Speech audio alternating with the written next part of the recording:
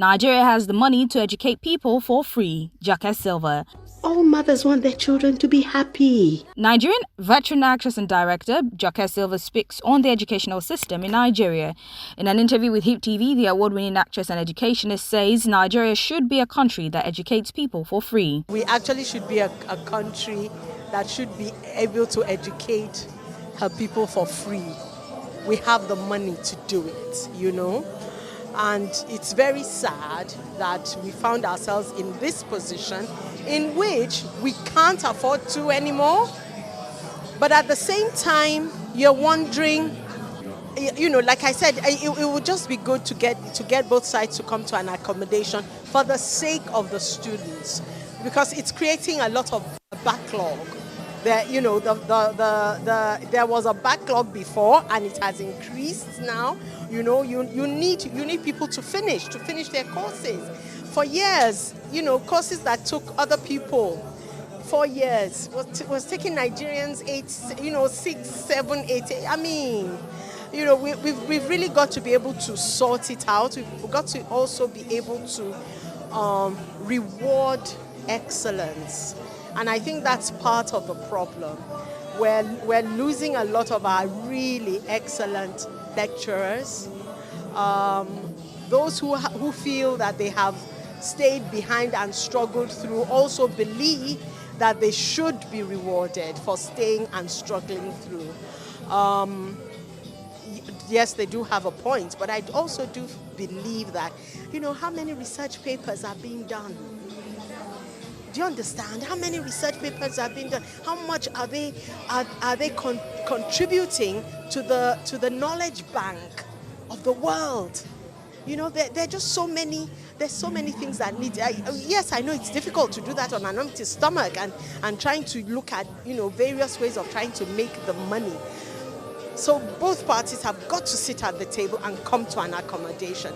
It is a bit difficult when you find that 400 people of NAS are taking well over a third of the budget.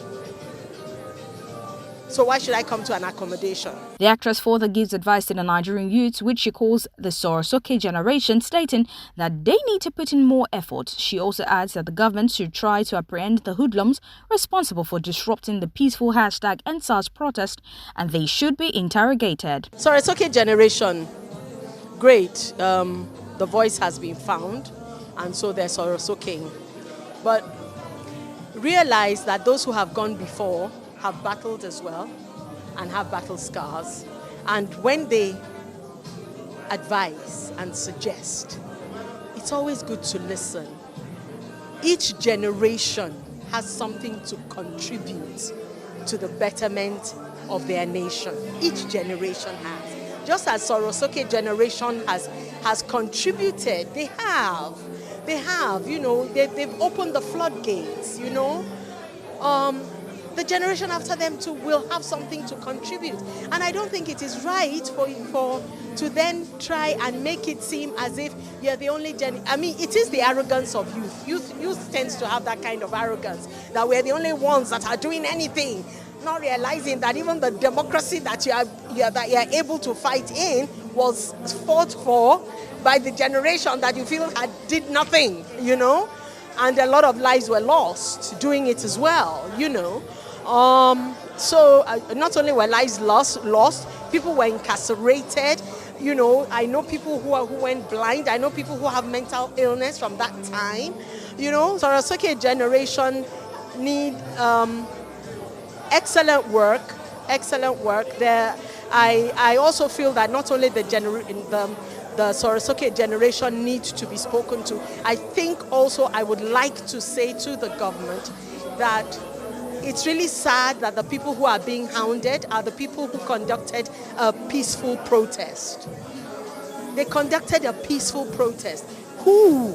For me, the most important people to be interrogated are those who felt it was necessary to bring in hoodlums to disturb it.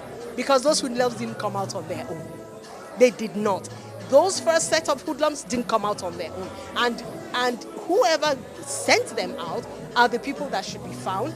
And and I think it should be a lesson to them now that don't set out hoodlums because you can't control the outcome, which they couldn't.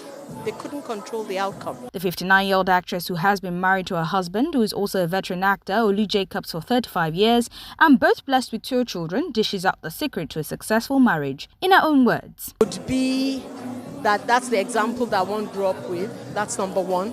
2 is the fact of mutual respect. 3 is the fact that we believe that it was going to be a fun journey anyway. So, it's fun. I know that when we fight and laugh in between the fights.